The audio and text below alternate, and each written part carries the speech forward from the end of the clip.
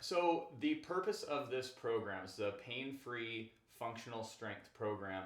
And what we want to do is we want to teach you how to move better, how to function in an optimal way so that each joint, each muscle group is working the way that they're supposed to work, so that you can live well, you can live pain-free, and you can do whatever you want to do for the rest of your life without limitations, without restrictions, so you can feel good and you can live well. So the first thing I want to go over is, it's called a joint by joint approach. And every joint in our body, there's two things we need to know. Each joint in our body is either primarily a mobile joint, take your shoulder for instance, it's mobile, or a stable joint. For instance, your low back. The purpose of this is to stabilize your body.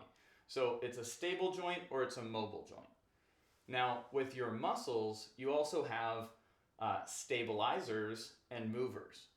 Okay, so each one of these joints and each one of these muscles is on a spectrum of movement or mobility and stability, right? And somewhere along that spectrum is where they're supposed to work.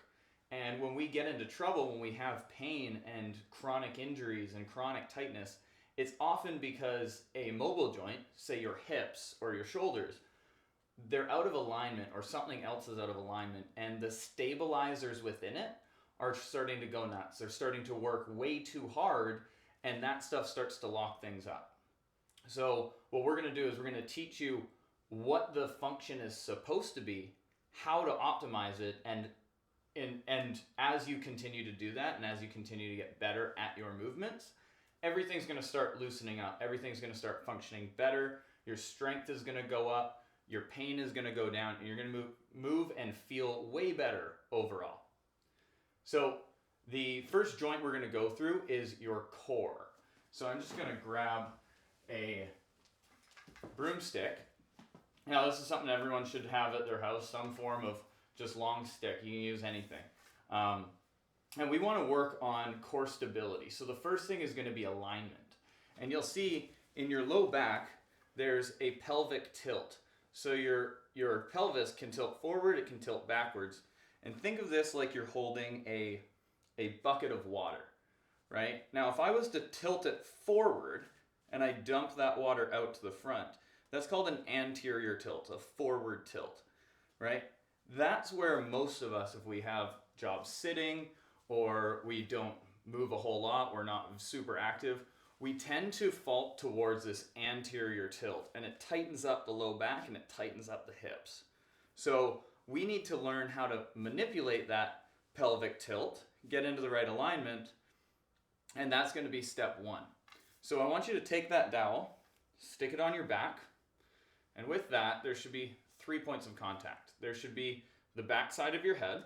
So if I'm here, I look up, so that's the top of my head. That's no good.